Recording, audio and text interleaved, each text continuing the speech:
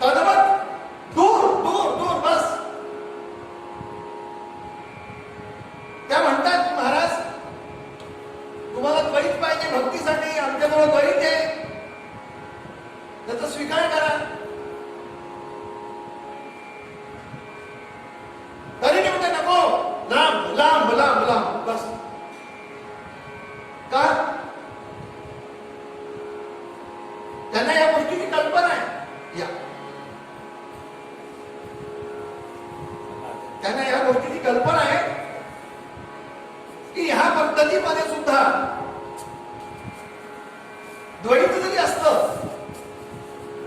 परीक्षेने पुण्ये मर्तलोकम विशंती.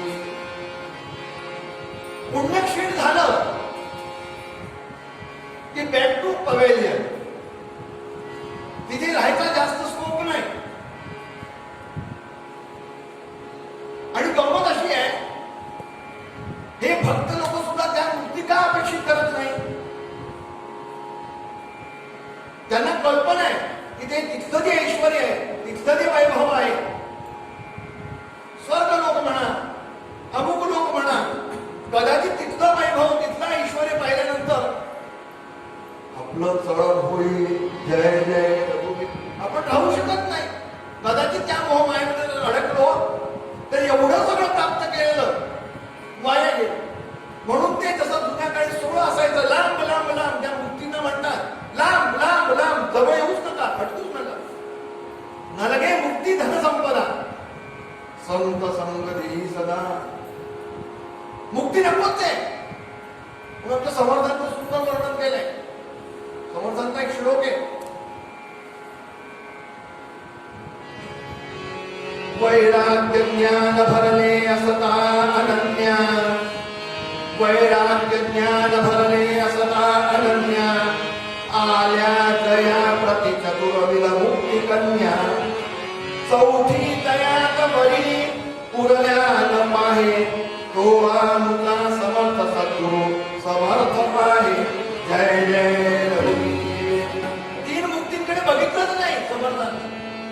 आणि चौथा सुद्धा शब्द खूप सुंदर वापरलाय, जो आपला विषय चाललाय. चौथी दयात वरिली. वरिली म्हणजे ती जबरदस्ती आली, गळ्यात माळा घालते म्हणून वरिली. जय जय. मुक्तीची अपेक्षाच नाहीये संतांना. पण भगवंत एक जे मागत नाही त्यांना देतो. काल तो विषय राहिला होता, मी काहीतरी असं वाटलं, विस्मृती झाली. तो विषय असा होता, आपल्याला का देत नाही. एखादी यादी असेल 10-5 गोष्टींची असेल तर ठीक आहे. व्यवहारात सुद्धा असं असतं. व्यवहार धर्माप्रमाणे शेजार धर्म सुद्धा म्हणवला जातो. त्याप्रमाणे सुद्धा एकमेकाला सहाय्य करू, अवघे धरू सुपंत, तिथपर्यंत ठीक आहे. पण जर तो शेजार धर्म रोजच काहीतरी यादी घेऊन जातो पुढे, कसं शक्य आहे. तसंच हा अनंत कोटी ब्रह्मांड नायक त्रैलोक्य श्रीमंत भगवान, त्याला कल्पना हे मागत नाही. म्हणून हा वारंवार वारंवार आग्रह करतो, काहीतरी घ्या, काहीतरी घ्या, काहीतरी घ्या. आणि त्यांना हे मुक्ती देतो, मोक्ष देतो. कोणतं सायुज्यता, चतुर्विध मुक्ती कन्या, चौथी दयात वरी. हे घ्या. ते म्हणतात तेव्हा आम्हाला काही नको, खुशाल तुला तिथे टाकायचं तिथे टाक, आम्हाला काही हरकत नाही म्हणाले. गरजच नाही आम्हाला. कसं असतं, प्रियतम आणि प्रेमी किंवा प्रेमी प्रेमिका असं वर्णन आहे व्यवहारवादामध्ये, की प्रेमिका जी असते ती प्रेमीला आवडणारे वस्त्र धारण करत असते. ती काही रोज रोज काही घालत नाही. त्याला जे अपेक्षित आहे वस्त्र ते घालते. त्याच पद्धतीचं मॅचिंग, त्याच पद्धतीचे वस्त्र, त्याच पद्धतीचे कपडे रोज. हा म्हणतो देवा, तुला जे पाहिजे ते 84 लक्षाप्रमाणे वस्त्र धारण करायची माझी तयारी आहे.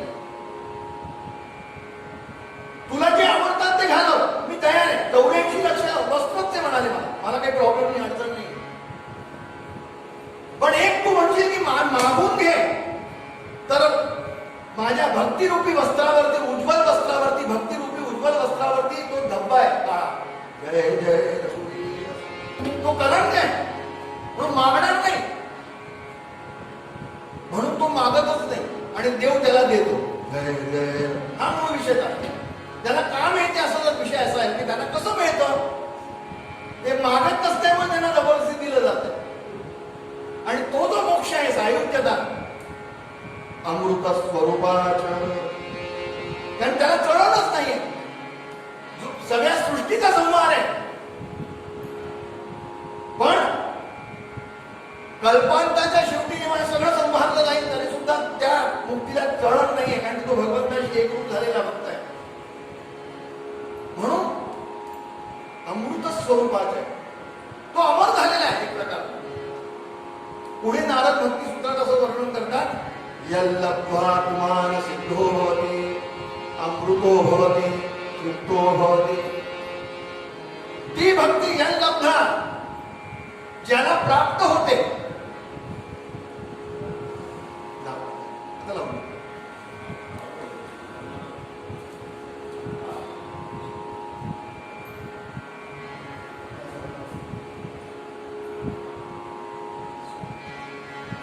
यल्लब्धा असा विषय मिळाल्यावरती नाही लिहिलं नारदांनी, लाभल्यावरती.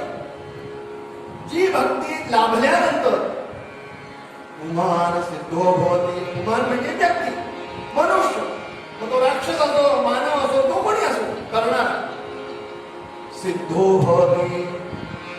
समर्थ सांगतायत मला ती भक्ती अशी आहे ज्या भक्ती पंथावर गेल्यानंतर मन म्हणा 2, 3, 5, 8, 10 दिवसापर्यंत नुसता एकतर भक्ती पंथावरला काहीतरी आकर्षणाचा विषय तर पाहिजे ना भक्ती पंथावर काढण्याचा. समर्थ म्हणाले आता तुला आकर्षण देतो. यल्लब्ध्वा पुमान सिद्धो भवति. सिद्धी मिळती. मनाला खूप आनंद झाला. माणसं ह्याच्यामध्ये गुरफडतात, काहीतरी असं पाहिजे.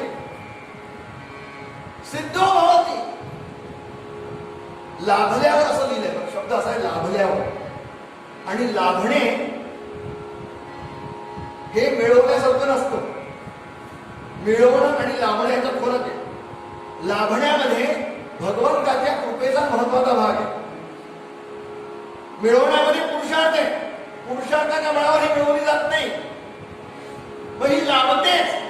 तुम्ही जर म्हणाल की मी करतो, मी अमुक करेन, मी तम करू, शक्यच नाही. रावण मास सुद्धा जेव्हा आपण सुरू केला या अशा परिस्थितीमध्ये भगवंताला प्रार्थना केली. सुरुवातीचे दिवस आपल्याला माहितीच आहे कशी गडबड होती. त्यांनी जर कळवला तर होणार तो. किती अडचणी भानगडी कटकटी.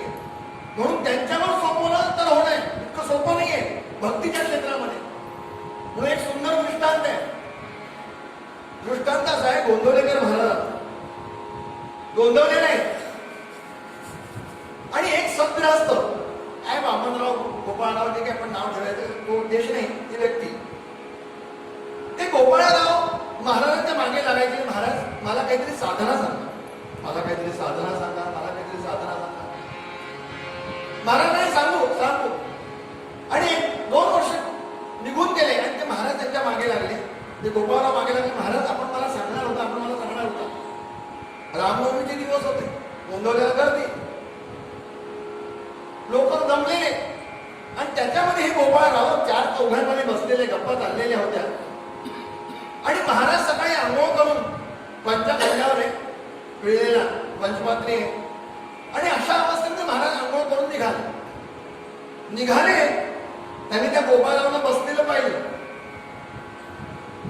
आणि गोपाळरावने 4-4 बसलेलं पाहिजे. त्या गोपाळरावला तिथे उठवलं आणि 4-4 तो आवाज ऐकू दे. अशा आवाजात म्हणाले, गोपाळराव तुम्ही म्हणाला होता ना की तुम्हाला साधना पाहिजे, काहीतरी साधना पाहिजे, या म्हणाले मला सांगतो.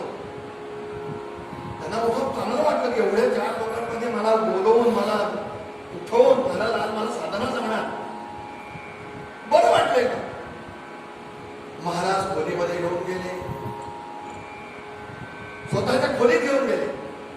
खोलीची कडी लावली, म्हणाले बसा झाली. आता ह्यांना रोमांचित झाले गोपाळ. ह्यांना असं वाटतं की आता मस्तकावर हात ठेवून बसव.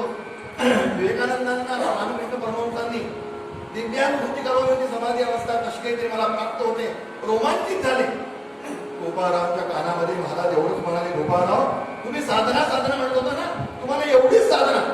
जेवायला बसताना फक्त 3दा श्रीराम जय राम जय राम, श्रीराम जय राम जय राम, श्रीराम, आणि मग घास घेतला म्हणाले. फक्त 3दा म्हणायचा, मनातल्या मनात म्हणायचा. कोणाला कळलं तरी हरकत नाही, पण हा नियम करा. एवढीच साधना.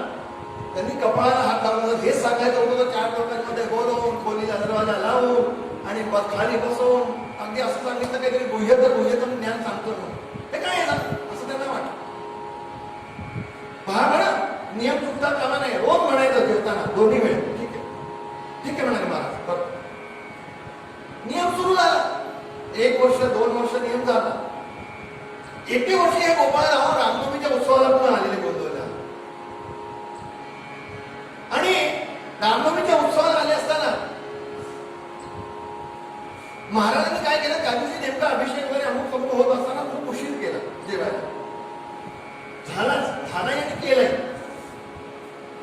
आणि उशीर झाल्यामुळे 2-2:30 वाजले. आता पोटामध्ये कावळे अगदी काव करू लागले अशी स्थिती झाली.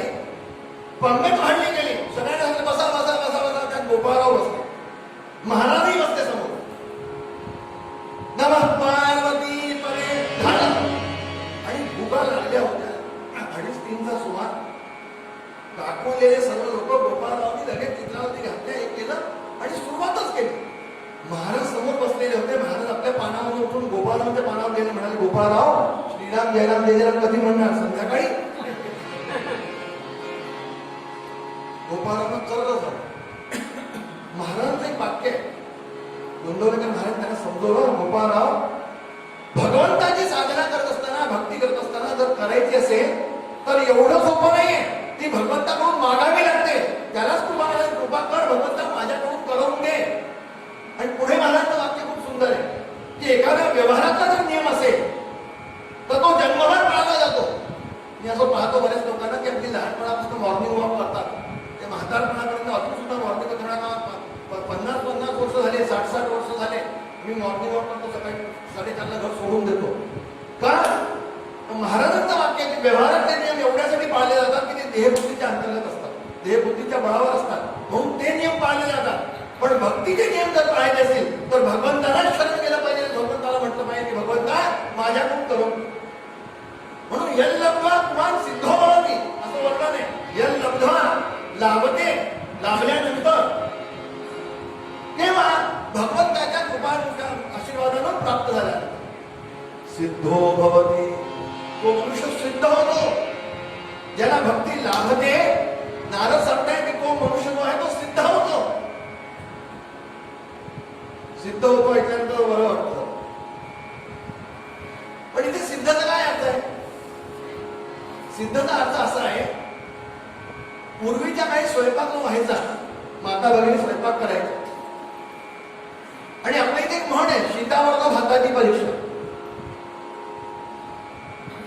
मग तो तांदूळ आता भात झाला की नाही, भात झाला मग काही सगळा भात काही हलवून पाहिला जात नाही की तांदूळ शिजला की नाही शिजला. पण एखादा तांदूळाचा कण उचलायचा, तांदूळ उचलायचा, शीत उचलायचं आणि त्याला दाबून पाहायचं. तो नरम पडला म्हणजे शिजला. बघा आता त्याच्यात किंचित पण कणी राहता कामा नये. किंचित पण कणी राहता कामा नये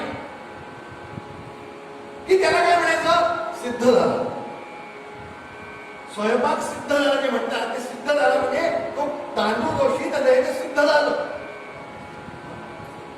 पाकसिद्धी त्याची शब्द आहे, तो सिद्ध झाला. त्याच्यामध्ये कणिका नाहीये, कणिक नाही, किंचित पण कणी नाहीये त्याच्यामध्ये. किंबहुना अधिक जर शिजला तर तो लापसी होईल. मग तत्वज्ञानाप्रमाणे जर लापसी झाला तर तो मोक्ष आहे. लापसी झाला, भात जर लापसी झाला, घट्ट झाला, एकरूप झाला की तो मोक्ष आहे. आणि कणिका राहिली त्याच्यामध्ये तर विकार मायेचे विकार आहे. जय जय रघुवीर. म्हणून मायेचे विकार राहता कामा नये आणि भात एकरूप होता कामा नये, तो मोक्ष आहे. भक्ताला तोही नकोय, मोक्ष नकोय आणि मायेचे विकारही नकोय. म्हणून सिद्ध झाला म्हणजे तो शिजला. आणि तो जे शिजणं आहे त्यालाच म्हणतात की साधनेच्या बळावर ज्याला भक्ती प्राप्त होते त्याला नम्रता येते, मऊ पडतो. खेकसून ओरडून हा प्रकार नाहीये. म्हणून महाराजांचा अभंग आहे, नम्र झाला भूतळा तेने कोण दिले, नम्र झाला भूतळा तेने कोण दिले,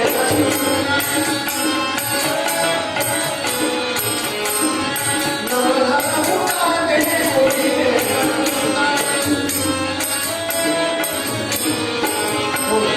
नम्र झाला भूतळा तेने कोण दिले. तो इतका नरम असतो, इतका नरम असतो, इतका नरम असतो. त्यांच्या वागण्यातनं संतांचं दिसतं. आणि खऱ्या अर्थानं संतांचं म्हणजे हेच आहे सिद्धाय महापुरुष म्हणजे कसे? याला म्हणायचं सिद्ध महापुरुष. परमपूज्य स्वामी अखंडानंद सरस्वती स्वामी महाराज वृंदावनचं फार मोठं वैभव देशाचं आपल्या. करपात्रीजी महाराज, अखंडानंद सरस्वती स्वामी महाराज, बडी बडी मंडळी सगळी. अखिल भारतीय संत समाजाचे अध्यक्ष स्वामी. आणि मुंबईला प्रसंग असा घडला की मंचावरती महाराज उभे होते, अखंडानंद महाराज, आणि काहीतरी कार्यक्रम होता, संत संमेलन होतं मोठं. त्या संत संमेलनामध्ये देणगीदारांची यादी वाचण्याचं काम चालू. ज्यांनी ज्यांनी देणगी दिली महाराज स्वतःच ते वाचतो. यांनी इतके रुपये दिले, त्यांनी इतके रुपये दिले, तर व्यवहार धर्म सांभाळायचाच असतो. आयोजन म्हटलं की सगळं. गंमत अशी झाली की त्यामध्ये एक संत ते थांबले आणि एक संत उठून उभे राहिले आणि भर सभेत लोकांसमोर ओरडले, म्हणाले तुम्ही माझं नाव विसरला म्हणाले.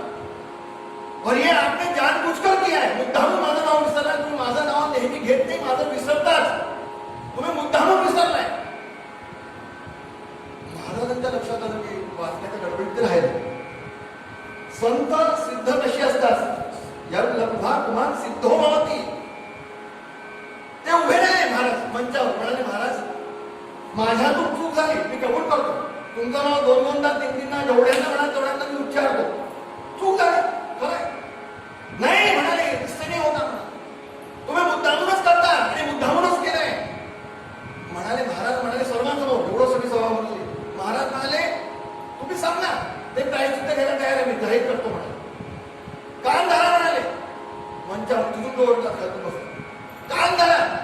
स्वामी अखंडानंद सरस्वती महाराजांनी कान धरले मंचावर.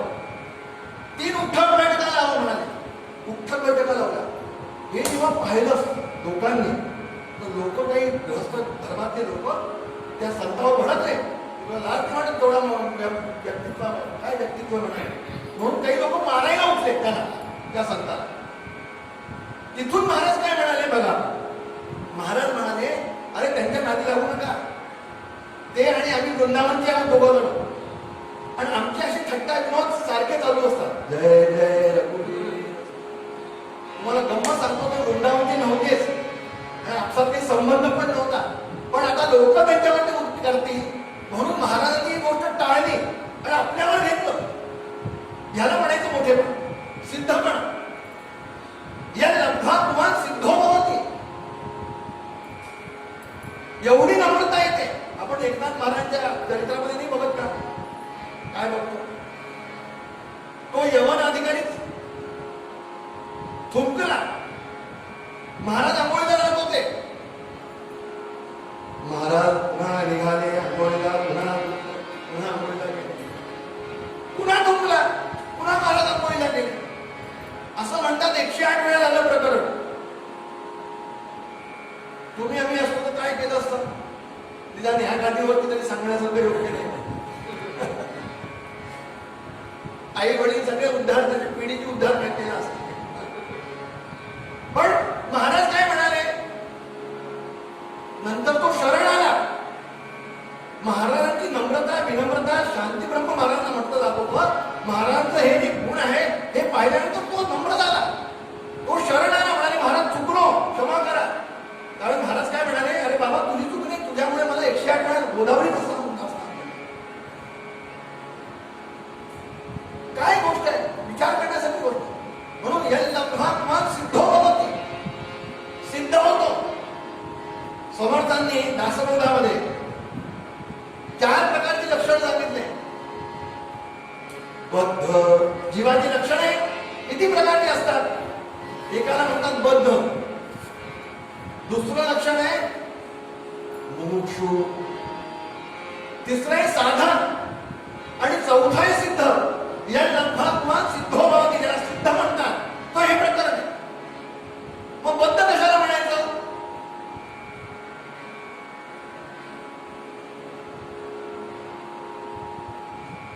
महाराजांनी उदाहरण दिले समर्थांनी. खूप सुंदर उदाहरण आहे. आता बद्ध तो जाणीने ऐसा, अंधारीचा अंध नैसा, चक्षु विण दाही दिशा, शून्याकार श्रीराम अंधारीचा अंधारायचा चक्षुविण काही दिशा शून्याकार.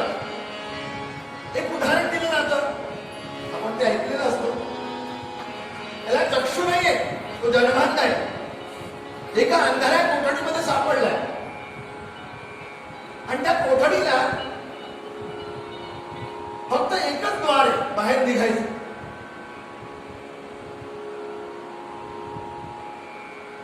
आणि तो हाताने चापसून चापसून चापसून त्याला एकाने मदत केली की बाबा रे तू असं कर आणि भिंतीला हात लावून लावून बाहेर निघून जा, द्वार तुला दिसेल. ह्याचं काय व्हायचं की हा भिंतीला हात लावून लावून लावून तिथपर्यंत त्या दारापर्यंत यायचा आणि नेमकं दाराच्या तिथे आला की एखादा माशी किंवा मच्छर आला त्यांनी हात मारला आणि चालता चालता पुढे निघून जायचा. ते दार गेलं या भटकतोच आहे. जय जय रघुवीर. तसं या बंधाचं आहे.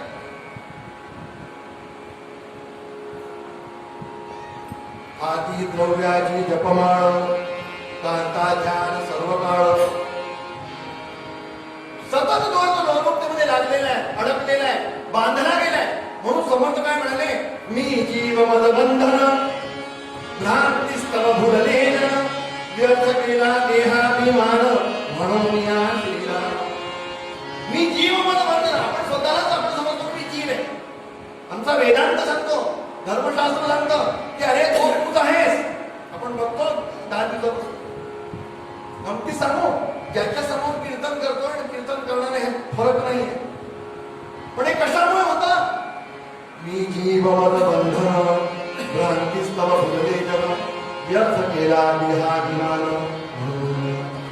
आपण जीव आहोत आपणच आरोपित करून घेतो वेदांताच्या भाषेमध्ये. आपण मानूनच घेतो आम्ही ते हेच आहोत. आणि ते ठसलं गेलंय, नुसतं नाही ठसलं गेलंय, ठसलंय म्हणा, पटलंय आणि ते जीवनात आचरणात आलंय. एक उदाहरण देतो आणि पूर्वरंग आवडता घेतो. आपण लवकर करूया, एकादशी आहे.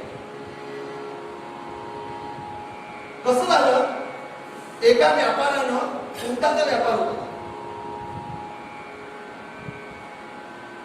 आणि तो व्यापारी निघाला. कर्मधर्म संयमाने त्याला गिऱ्हाईक सापडलं. तो म्हणाला मला उंट दे. दोघांचा काय तो व्यवहार होता तो ठरला आणि त्या व्यवहाराप्रमाणे घेवाणदेवाण झाली. संध्याकाळ झालेली होती. यानं त्याला उंट दिले. आता रात्रीची वेळ आली, प्रश्न निर्माण झाला, या उंटांना बांधण्यासाठी दोरी नाही. बरं दुकानं 5 वाजेपर्यंत, कोरोना आहे म्हणून. आणि त्यावेळेस सुद्धा काही सांगता येत नाही की 2 वाजेपर्यंत होती की 5 वाजेपर्यंत होती, 7 वाजेपर्यंत होती. कधी एकदम म्हणतात की 10-9 वाजे तर दुकाने खोलेल, कधी एकदम 2 वाजेपर्यंत. आता 3 दिवस तर बंद, कळतच नाही का. त्यामुळे ते दोन्या काही नाही. तो ज्याने विकत घेतला होता तो म्हणाला मला प्रश्न आहे, म्हणाले रात्री यांना ठेवायचं कसं म्हणाले, त्यापेक्षा आपण सकाळी व्यवहार करू, म्हणजे मी आपल्या दिशेने निघेन तू आपल्या दिशेने निघून जा. हा म्हणाला एवढाच प्रश्न आहे ना, तू काळजी करू नको. तुम्हाला रात्री कोणी चोराबरोबर पळवलं. तो व्यापारी म्हणाला एवढाच प्रश्न आहे, एवढाच प्रश्न. त्या व्यापारानं काय केलं, ह्याला जे विकले होते उंट, त्या उंटांना असं रांगेने उभं केलं. बघा कशावर तो विषय निघाला, बद्ध. बद्ध कशाला म्हणतात, मी जीव मद बंधन भ्रांतीस्तव भुललेन. या व्यापारानं काय केलं, काही केलं नाही. त्या उंटांच्या गळ्यावरनं हात फिरवला आणि रस्सी बांधतो तसं पायावरनं, पायाला सुद्धा हात फिरवला, रस्सी बांधतो असं ऍक्शन केलं. गळ्यावर सुद्धा बांधून त्याने ऍक्शन केलं, सोडून दिलं. ते उंट ते तटस्थ उभे बांधले गेल्याप्रमाणे. सकाळी दोघांची रामराम झाली की आम्ही निघतो. पण ज्यांना विकत घेतले होते ते उंट, त्या उंटांना त्यांना हाकण्याचा प्रयत्न केला, त्या जागेवरून हलेच ना. तो म्हणाला अरे बाबा, त्या व्यापाऱ्याला बोलला अरे बाबा हे हलतच नाहीये, हे अशी विकत घेऊन काय करणार म्हणाले, तर मला तर प्रवास करायचा. अरे म्हणाला लक्षात आलं, म्हणाले त्यांना सोड म्हणजे ते पुढे हलतील. थोडा सोडा म्हणजे बांधले कुठे गेले, ते तुला नाही कळायचं. त्यांनी पुन्हा सोडण्याचं ऍक्शन करून गळ्यावरनं हातावरनं पायावरनं हात ऍक्शन करून दोन्ही सोडली असं दाखवल्याबरोबर ते उंट सगळे मोकळे झाले. जय जय. असे आम्ही बांधले गेलोय, अशा दोन्हीने बांधले गेलो माहिती. आपलं आपल्यालाच कळत नाही की आपण बांधले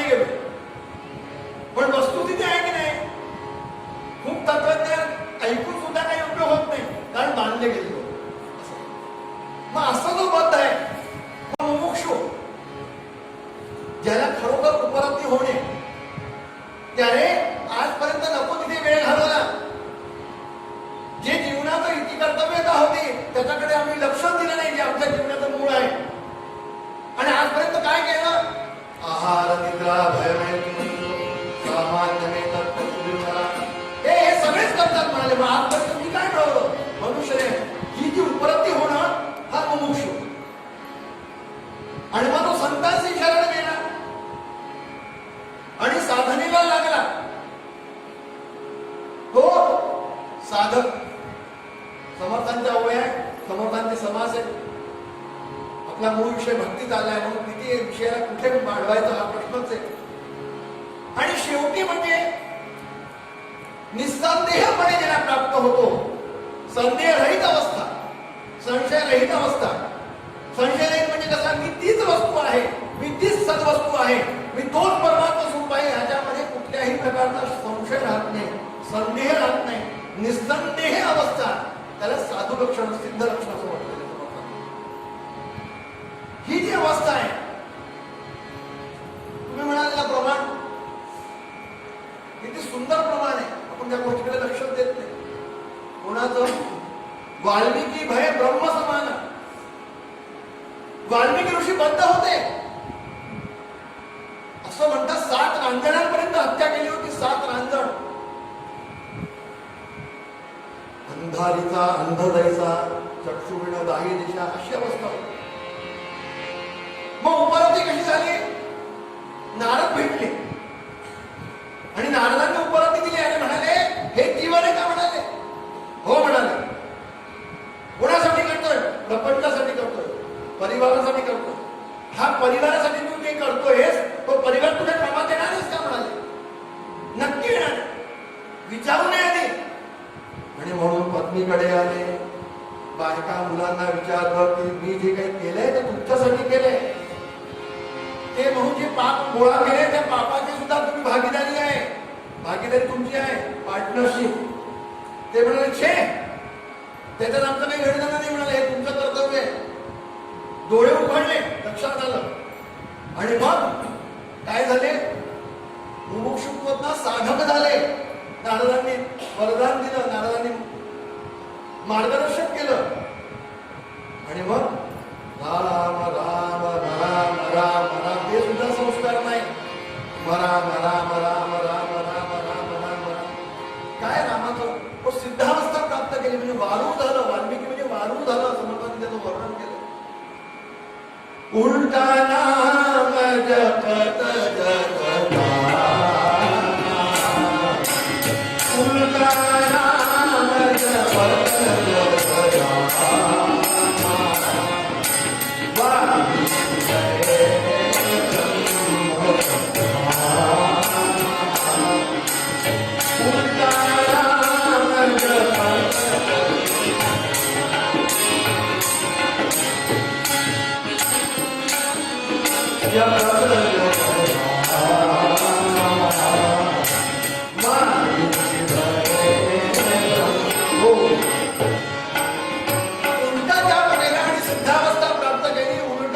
जपत जग जाना, वाल्मिकी भय ब्रह्म समाना. ब्रह्म समाना म्हणजे सिद्धावस्था प्राप्त केली, सिद्ध झाले. यल्लब्ध्वा पुमान् सिद्धो भवति. सिद्ध झाले, त्या भक्तीनं सिद्ध झाले. हा कसा अंतरंगातला अर्थ आहे, त्याचा स्थूलातला अर्थ आपण उद्या बघूया. सिद्ध म्हणजे सिद्धी प्राप्त करणं, तोही एक अर्थ आहे. वेळेची मर्यादा आहे, वेळ आपली पूर्ण झाली म्हणून तो अर्थ आपण उद्या बघूया. म्हणून समर्थ म्हणाले बाबा रे, मना सज्जना भक्ती पंथावर जा आणि भक्तीचे सूत्र जे आहे ते सूत्र समजून उमटून जीवनामध्ये आचरण कर. म्हणजे काय होईल? परमेश्वराची कृपा संपादन होईल. परमेश्वरा आपला करेल आणि तेच मूळ पदामध्ये